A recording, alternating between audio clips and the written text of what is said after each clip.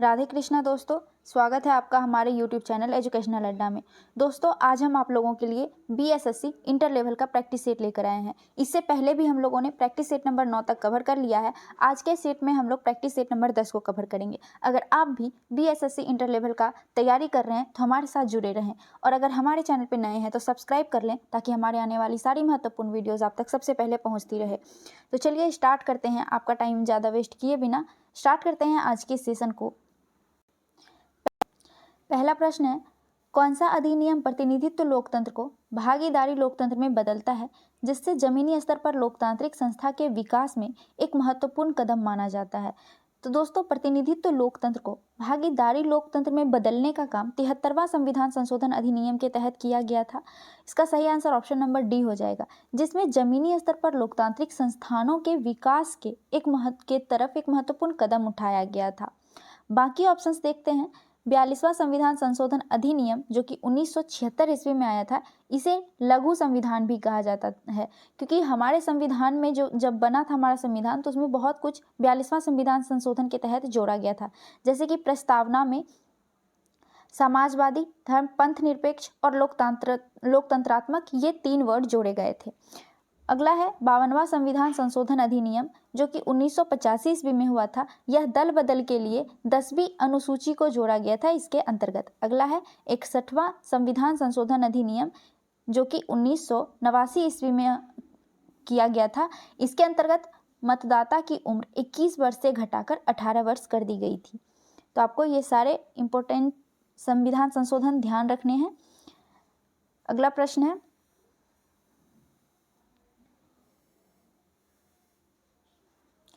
सर्व शिक्षा अभियान का उद्देश्य कितने वर्ष के आयु के सभी बच्चों के लिए उपयोगी एवं प्रासंगिक प्रारंभिक शिक्षा प्रदान करता है।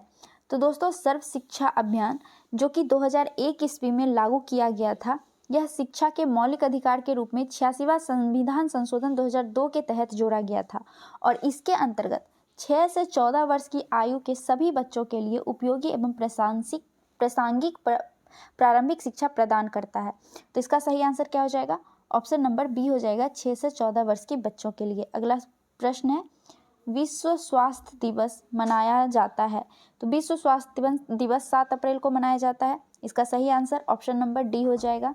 अगला प्रश्न है, 2011 की जनगणना के अनुसार भारत की साक्षरता दर कितनी थी? तो इसका सही आंसर ऑप्शन नंबर ए हो जाएगा, 74.0% यानी 74% भारत की साक्षरता दर रही है 2011 की जनगणना के अनुसार। और अगर बिहार की बात करें तो बिहार में 61% साक्षरता दर रही है, और 61% के साथ बिहार सबसे न्यूनतम साक्षरता दर यानी सबसे पिछड़ी साक्षरता में बिहार रहा है, और सबसे ज़्यादा केरल में रहा है।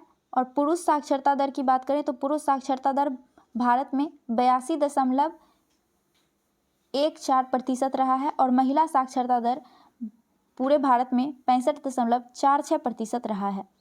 अगला प्रश्न है, निम्नलिखित में से कौन सा सुमेलित नहीं है? तो इसका सही आंसर हो जाएगा ऑप्शन नंबर सी, चीन, संघाई जो कि सुमेलित नहीं है, रूस इसकी राजधानी मॉस्को है, कनाडा इसकी राजधानी ओटावा है, ऑस्ट्रेलिया इसकी राजधानी कैनबरा है, जबकि चीन की राजधानी बीजिंग है, ना कि संघाई। इसलिए इसमें सुमेलित चीन संघाई से नहीं होगा, तो ऑप्शन नंबर सी इसका सही आंसर हो जाएगा। अगला प्रश्न है, पटना से प्रकाशित होने वाला प्रथम अंग्रेजी अखबार कौन सा था? इसका सही आंसर ऑप्शन नंबर बी हो जाएगा, द बिहार हेराल्ड पटना से प्रकाशित होने वाला प्रथम अंग्रेजी अखबार था। इसके संपादक गुरु प्रसाद सेन थे, और इसका संपादन कब हुआ था? तो 1875 ईस्वी में इसका प्रकाशन हुआ था। अगला प्रश्न है, UNDP संयुक्त राष्ट्र विकास कार्यक्रम का मुख्यालय कहाँ है? तो UNDP का हेडक्वार्टर न्यूयॉर्क में स्थित है। इसका सही आंसर ऑप्शन नंबर सी हो जाएगा। UNDP यानी UNDP के द्वारा ही दोस्तों मानव विकास रिपोर्ट जारी किया जाता है। अगला प्रश्न है, सिंधु घाटी सभ्यता के लोग पूजा करते थे।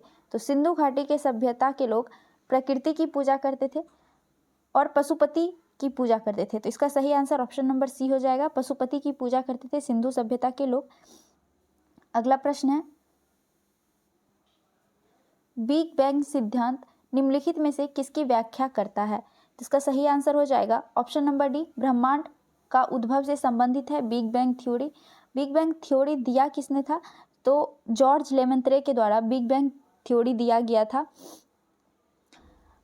इस सिद्धांत के अनुसार जॉर्ज लेमेंत्रे ने कहे थे अरबों वर्ष पूर्व ब्रह्मांड एक बिंदु के रूप में था जिसमें महाविस्फोट हुआ और फिर यह कई पिंड के रूप में कई टुकड़ों में टूट गया। तो बिग बैंग सिद्धांत किससे संबंधित है? ब्रह्मांड के उद्भव से। अगला प्रश्न है, भारत की खोज पुस्तक किसने लिखी? भारत की खोज नामक पुस्तक जवाहरलाल नेहरू के द्वारा लिखा गया। इसका सही आंसर ऑप्शन नंबर सी हो जाएगा। अगला प्रश्न है, निम्नलिखित में से किसको सम्राट अशोक ने बौद्ध धर्म के प्रचार के लिए श्रीलंका भेजा था? तो सम्राट अशोक ने अपने पुत्र महेंद्र और अपनी पुत्री संघमित्रा को बौद्ध धर्म के प्रचार के लिए श्रीलंका भेजा था। तो इसका सही आंसर ऑप्शन नंबर सी हो जाएगा। अगला प्रश्न है, बिहार राज्य में कितने मंडल हैं? तो इसका सही आंसर ऑप्शन नंबर सी हो जाएगा। बिहार में 9 मंडल हैं और 38 जिला, 101 अनुमंडल और 534 प्रखंड है। अगला प्रश्न है, निम्न में से कौन सा संविधान का अनुच्छेद पंचायत की अवधि को परिभाषित करता है? यानी कि पंचायत की अवधि जो कि 5 साल की होती है, इसे कौन परिभाषित करता है? तो यह अनुच्छेद 243 के ई में निहित है। तो इसका सही आंसर ऑप्शन नंबर सी हो जाएगा। अगला प्रश्न है,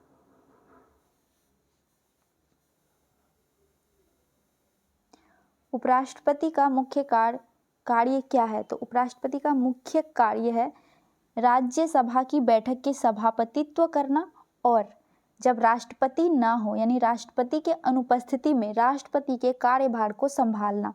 तो इसका सही आंसर हो जाएगा ऑप्शन नंबर ए, राज्यसभा के बैठक में सभापतित्व करना। आपको बता दें दोस्तों, भारत में उपराष्ट्रपति का पद यूएसए से लिया गया है। अगला प्रश्न है, निम्नलिखित में से कौन every vote counts the story of India's election पुस्तक के लेखक हैं? इसका सही आंसर ऑप्शन नंबर डी हो जाएगा, नवीन चावला। अगला प्रश्न है, राष्ट्रीय विकास परिषद की मुख्य संबंध है? तो दोस्तों, राष्ट्रीय विकास परिषद का मुख्य संबंध योजनाओं के अनुमोदन से है। इसका सही आंसर ऑप्शन नंबर ए हो जाएगा। आपको बता दें, एनडीसी यानी कि नेशनल डेवलपमेंट काउंसिल की स्थापना 6 अगस्त 1952 ईस्वी को हुआ था। तो आपको ये याद रखना है। और एनडीसी का जो हेड होता है यानी अध्यक्ष होता है वो हमारे प्रधानमंत्री होते हैं।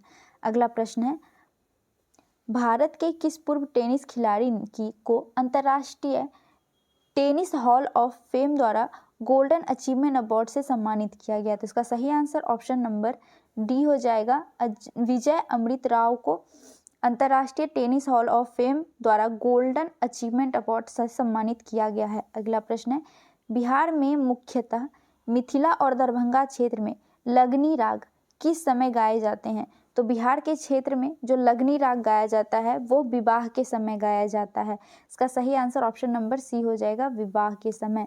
अगला प्रश्न है, निम्नलिखित में से कौन सा एक सुमेलित नहीं है? चलिए देख लेते हैं। पहला है, महावीर का जन्म कुंडल ग्राम में हुआ था, जो कि बिल्कुल सही है। दूसरा है, महावीर की मृत्यु जो कि पावापुरी में हुई थी, ये भी सही है। तीसरा है, महावीर को ज्ञान की प्राप्ति गया, ये गलत है, इसमें सुमेलित नहीं पूछ रहा है। तो इसका सही आंसर ऑप्शन नंबर सी हो जाएगा। आपको बता दें, महावीर को ज्ञान की प्राप्ति राजगीर के जाम्बिक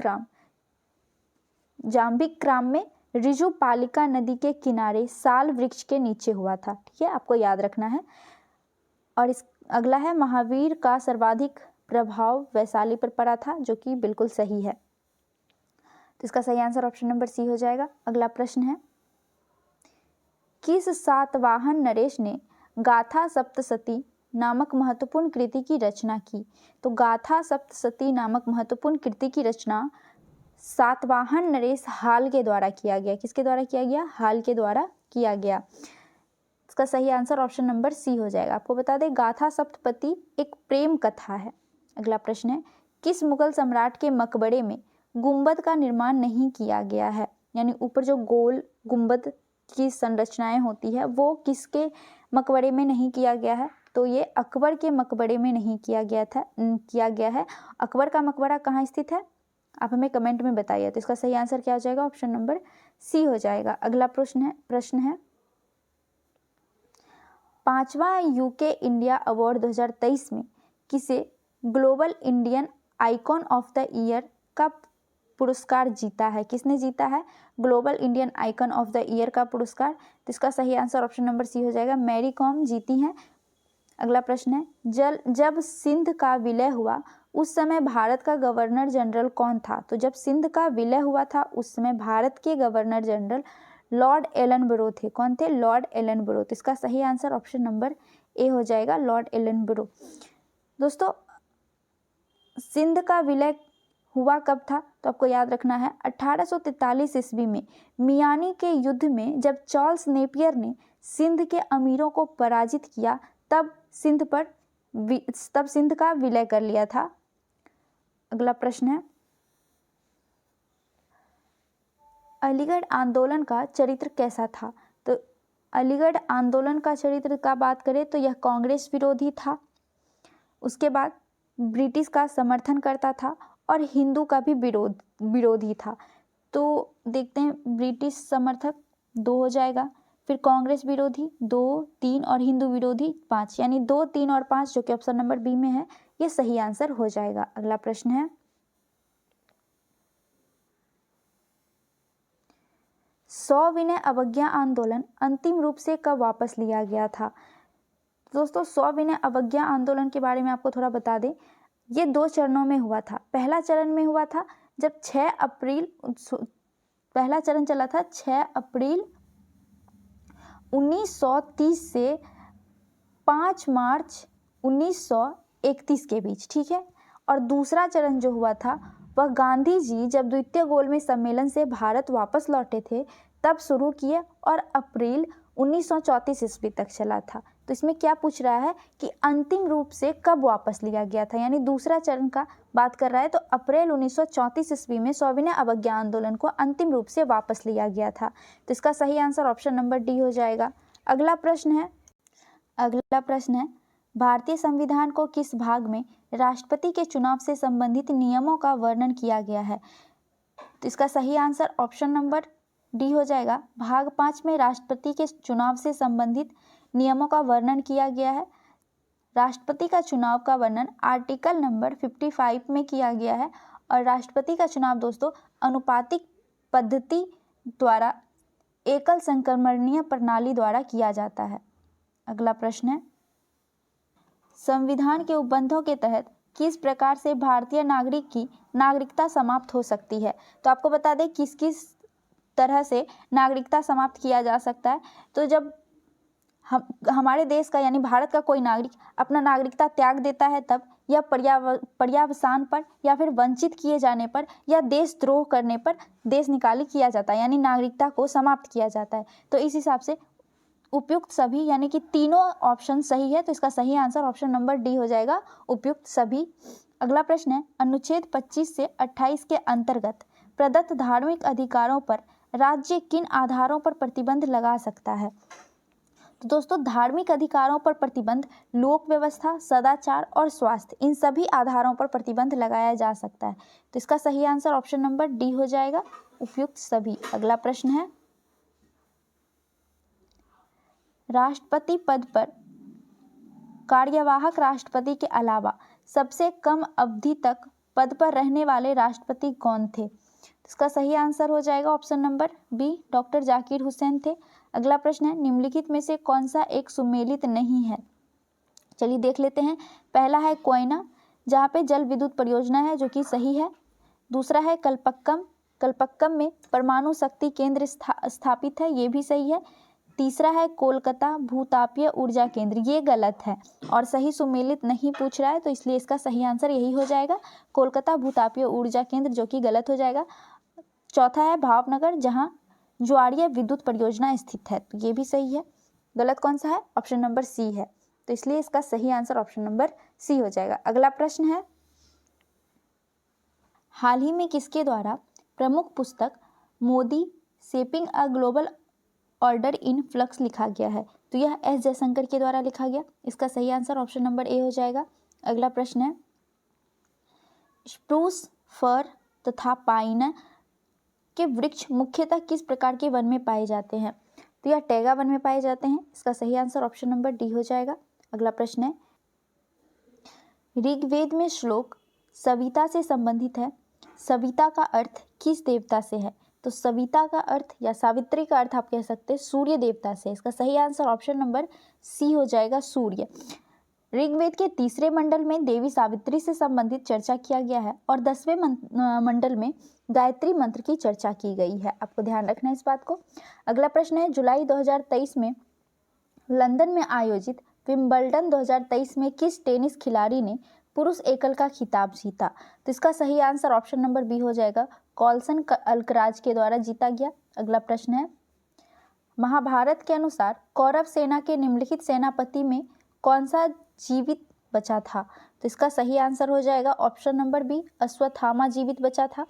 अगला प्रश्न है, 23 अगस्त 2023 को लॉन्च चंद्रयान 3 के लैंडिंग साइट का नाम प्रधानमंत्री नरेंद्र मोदी द्वारा इसरो की टीम को संबोधित करने के लिए क्या रखा गया? तो जहां पे चंद्रयान 3 लैंड हुआ था उस जगह का नाम शिव शक्ति रखा गया। इसका सही आंसर ऑप्शन नंबर बी हो जाएगा, शिव शक्ति। अगला प्रश्न है, लाला लाजपत राय किसके विरुद्ध प्रदर्शन कर रहे थे जब वे पुलिस की बर्बरता के शिकार हुए थे? तो साइमन कमीशन का विरोध कर रहे थे। इसका सही आंसर ऑप्शन नंबर डी हो जाएगा। अब ये विरोध क्यों कर रहे थे? क्योंकि साइमन कमीशन के अंतर्गत कोई भी भारतीय उसमें मौजूद नहीं था। इस दौरान लाला लाजपत राय ने साइमन गो बैक का नारा भी दिया और कहा था कि मेरे सर पे पड़े हर एक लाठी अंग्रेजों के ताबूत की आखिरी कील साबित होगी। अगला प्रश्न है, बाउल लोक नृत्य के साथ कौन सा भारतीय प्रदेश संबद्ध है? तो इसका सही आंसर हो जाएगा ऑप्शन नंबर सी, पश्चिम बंगाल का लोक नृत्य है बाउल। अगला प्रश्न है, प्रजा समाजवादी पार्टी का संस्थापक कौन था? तो प्रजा समाजवादी पार्टी का संस्थापक जयप्रकाश नारायण थे। इसका सही आंसर ऑप्शन नंबर ए हो जाएगा। जयप्रकाश नारायण को लोकनायक की उपाधि दी गई थी। अगला प्रश्न है, पश्चिमी घाट की सबसे ऊंची चोटी कौन सी है? तो दोस्तों पश्चिमी घाट की सबसे ऊंची चोटी कुद्रेमुख है। पश्चिमी घाटी को साहिद्री भी कहते हैं। इसका सही आंसर ऑप्शन नंबर ए हो जाएगा। आपको बता दें दोस्तों, साहिद्री यानी पश्चिमी घाटी को 16 डिग्री उत्तरी अक्षांश 2 बराबर भागों में बांटती है, उत्तर साहिद्री और दक्षिण साहिद्री में। तो उत्तर साहिद्री की जो सबसे ऊंची चोटी है उसका नाम है कालसूबाई और दूसरा जो कि दक्षिण साहिद्री है उसका सबसे ऊंची चोटी का नाम है कुद्रेमुख। लेकिन अगर दोनों की बात करें और सिर्फ साहिद्री घाट दिया हुआ है तो कुद्रेमुख सबसे ऊंची चोटी हो जाएगी। अगला प्रश्न है, शांति निकेतन की स्थापना किसने की थी? तो शांति निकेतन की स्थापना रविंद्रनाथ टैगोर के द्वारा किया गया था। इसका सही आंसर ऑप्शन नंबर बी हो जाएगा, रविंद्रनाथ टैगोर। अगला प्रश्न है, भारत के कितने राज्य कहीं भी समुद्र को नहीं छूता है? तो आपको पहले बता दें कि समुद्र से लगने वाला राज्य की संख्या 9 है, जिसमें गुजरात, कर्नाटक, महाराष्ट्र, गोवा, केरल, तमिलनाडु, आंध्र प्रदेश, ओडिशा और पश्चिम बंगाल है जो कि समुद्री सीमा बनाता है। और बाकी बचे 19 राज्य भारत के कहीं भी समुद्री सीमा से नहीं लगता है। तो इसका सही आंसर ऑप्शन नंबर सी हो जाएगा, 19 राज्य ऐसा है जो समुद्र को नहीं छूता है। अगला प्रश्न है, भारत के नियंत्रण और महालेखा परीक्षक की नियुक्ति कौन करता है? तो दोस्तों भारत के कैग की नियुक्ति प्रधानमंत्री के द्वारा, भारत के राष्ट्रपति के द्वारा। अगला प्रश्न है, भारत के नियंत्रक और महालेखा परीक्षक की नियुक्ति कौन करता है? तो दोस्तों हम कैग की नियुक्ति भारत का राष्ट्रपति के द्वारा किया जाता है। इसका सही आंसर ऑप्शन नंबर बी हो जाएगा। अगला प्रश्न है, अर्जुन पुरस्कार कब शुरू हुआ था? तो अर्जुन पुरस्कार 1961 ईस्वी में शुरू किया गया था। तो इसका सही आंसर ऑप्शन नंबर ए हो जाएगा, 1961 ईस्वी। अगला प्रश्न है, 21 जून को किस स्थान पर दिन और रात बराबर होता है? तो 21 जून को भूमध्य रेखा पर दिन और रात बराबर होता है। इसका सही आंसर ऑप्शन नंबर सी हो जाएगा। अगला प्रश्न है, किस देश के गुप्तचर संगठन का नाम बॉस है? तो दक्षिण अफ्रीका के संगठन, गुप्तचर संगठन का नाम बॉस है।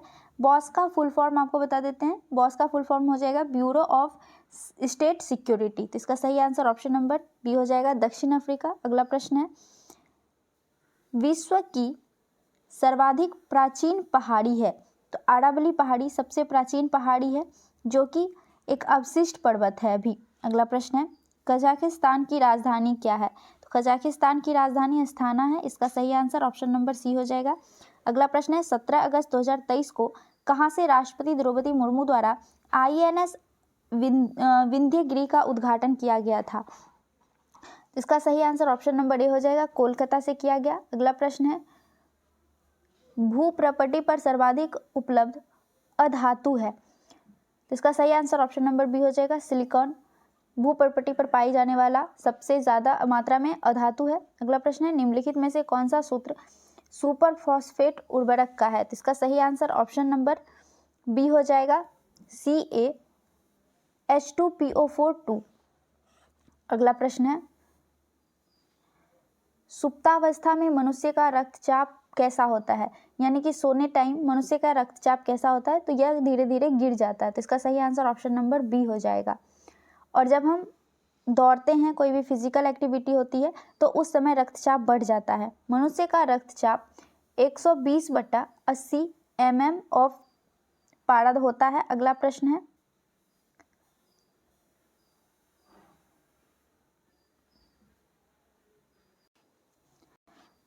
मांसपेशियों में मुख्यतः कौन सी प्रोटीन पाई जाती है। इसका सही आंसर ऑप्शन नंबर सी हो जाएगा, मायोसिन नामक प्रोटीन पाई जाती है मांसपेशी में। मानव शरीर में टोटल मांसपेशी 639 पाई जाती है। अगला प्रश्न है, एक अणु में 9 इलेक्ट्रॉन, 9 प्रोटॉन और 10 न्यूट्रॉन है, उसकी द्रव्यमान संख्या कितनी होगी। तो इसका सही आंसर ऑप्शन नंबर डी हो जाएगा, 19 होगा उसकी द्रव्यमान संख्या। अगला प्रश्न है, अगस्त 2023 में 15वां ब्रिक्स सम्मेलन का आयोजन किस शहर में किया गया। तो जोहान्सबर्ग में किया गया 15वां ब्रिक्स शिखर सम्मेलन। इसका सही आंसर ऑप्शन नंबर बी हो जाएगा। अगला प्रश्न है, एक तत्व में समस्थानिक में क्या होता है। तो जब एक तत्व का जो समस्थानिक है उसमें न्यूट्रॉनों की संख्या भिन्न होती है। इसका सही आंसर ऑप्शन नंबर ए हो जाएगा। अगला प्रश्न है, निम्नलिखित में से कौन सा पदार्थ केवल एक तत्व से निर्मित होता है। तो हीरा केवल एक तत्व से निर्मित है, जो कि कार्बन का अपरूप है। इसका सही आंसर ऑप्शन नंबर डी हो जाएगा। अगला प्रश्न है, अलैंगिक प्रजनन का एक प्रकार जिसमें जड़ों, तनों, पत्तियों और कलिकाओं से नए पौधे उत्पन्न होते हैं, वह क्या कहलाता है। तो जो जड़, तने, पत्ती और कलिकाओं से निर्मित पौधा होता है उसे वनस्पति प्रजनन कहते हैं। इसका सही आंसर ऑप्शन नंबर ए हो जाएगा, वनस्पति प्रजनन। अगला प्रश्न है, कास्टिक सोडा का रासायनिक नाम क्या है। तो कास्टिक सोडा का रासायनिक नाम सोडियम हाइड्रोक्साइड है। इसका सही आंसर ऑप्शन नंबर ए हो जाएगा और इसका फॉर्मूला होता है NaOH। अगला प्रश्न है, तापमापी में पारा क्यों प्रयोग किया जाता है। तो तापमापी में पारा का प्रयोग इसलिए किया जाता है क्योंकि यह तापमापी के दीवारों से नहीं चिपकता है। तो इसका सही आंसर ऑप्शन नंबर डी हो जाएगा। अगला प्रश्न है, छोटी आंत को ग्रहणी में विभाजित किया जाता है, जेजुनम, ड्यूडेनम और क्या होता है। तो छोटी आंत में ग्रहणी में जो विभाजित किया जाता है 3 भाग में, जिसमें जेजुनम, ड्यूडेनम के साथ साथ इलियम होता है। तो इसका सही आंसर ऑप्शन नंबर डी हो जाएगा। अगला प्रश्न है, टी मापक पर निम्नलिखित में से किसका मापन किया जाता है। तो टी मापन पर चक्रवातों की शक्ति का माप किया जाता है। तो इसका सही आंसर ऑप्शन नंबर सी हो जाएगा। अगला प्रश्न है, कॉर्नेलाइट निम्नलिखित में से किसका अयस्क है। तो दोस्तों कॉर्नेलाइट मैग्नीशियम का अयस्क है। इसका सही आंसर ऑप्शन नंबर डी हो जाएगा। लेकिन अगर कॉर्नेटाइट की बात करें तो कॉर्नेटाइट एवं पीच ब्लेड यूरेनियम का अयस्क है। अगला प्रश्न है, आतिशबाजी में हरा रंग निम्नलिखित में से किसकी उपस्थिति के कारण होता है। तो आतिशबाजी में जो हरा रंग होता है वह बेरियम की वजह से होता है। इसका सही आंसर ऑप्शन नंबर सी हो जाएगा, बेरियम। और लाल रंग स्ट्रॉन्सियम की वजह से होता है, पीला रंग सोडियम की वजह से होता है और चमकीला उजला रंग मैग्नीशियम की उपस्थिति के वजह से होता है। अगला प्रश्न है, डायबिटीज रोग में शरीर का कौन सा अंग सही ढंग से कार्य नहीं करता है? तो दोस्तों डायबिटीज में अग्नाशय सही तरीके से काम नहीं करता है। इसका सही आंसर ऑप्शन नंबर सी हो जाएगा। आपको बता दें अग्नाशय के लैंगरहैंस द्वीप से बीटा सेल से इंसुलिन निकलता है जो हमारे शरीर में डायबिटीज को कंट्रोल करता है। अगला प्रश्न है, निम्नलिखित में से कौन सा एक गैर संचारी रोग है? तो मिर्गी जो है वह गैर संचारी रोग है, यानी एक से दूसरे में नहीं फैलता है यह।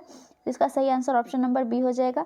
अगला प्रश्न है, कौन से विटामिन की कमी के फलस्वरूप अतिसार के साथ त्वचा की सूजन तथा छाजन होता है? तो इसका सही आंसर ऑप्शन नंबर सी हो जाएगा। निकोटिनिक अम्ल के कमी के वजह से त्वचा में सूजन हो जाता है। अगला प्रश्न है, इसमें से कौन सा प्रबल आबंध है? तो इसका सही आंसर ऑप्शन नंबर सी हो जाएगा। कार्बन कार्बन के बीच ट्रिपल बॉन्ड जो है वह प्रबल आबंध बनाता है। अगला प्रश्न है,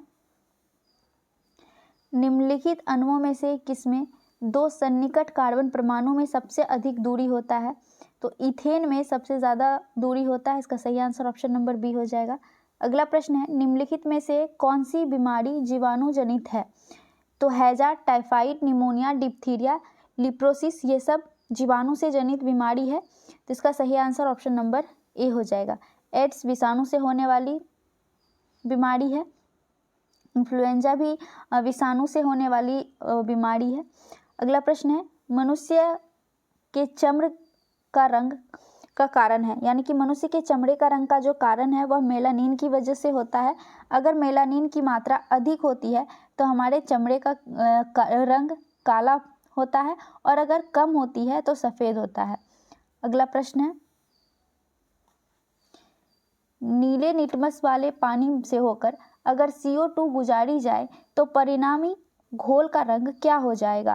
तो जब हम नीले लिटमस वाले पानी में CO2 को गुजारेंगे तो घोल का रंग लाल हो जाएगा। इसका सही आंसर ऑप्शन नंबर ए हो जाएगा।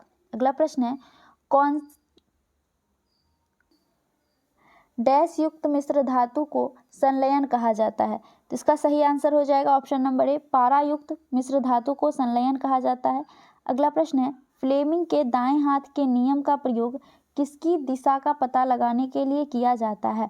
तो इसका सही आंसर ऑप्शन नंबर सी हो जाएगा। प्रेरित धारा का पता लगाने के लिए फ्लेमिंग के दाएं हाथ के नियम का प्रयोग किया जाता है। अगला प्रश्न है, निम्नलिखित में से किसके टीके का आविष्कार किया गया था? किसने टीके का आविष्कार किया था? तो एडवर्ड जेनर के द्वारा टीके का आविष्कार किया गया था। इसका सही आंसर ऑप्शन नंबर बी हो जाएगा। तो दोस्तों आगे का सारा प्रश्न मैथ के दिए हुए हैं, मैथ और रीजनिंग के, जिसे हम लोग मैथ और रीजनिंग के सेक्शन में कवर करेंगे।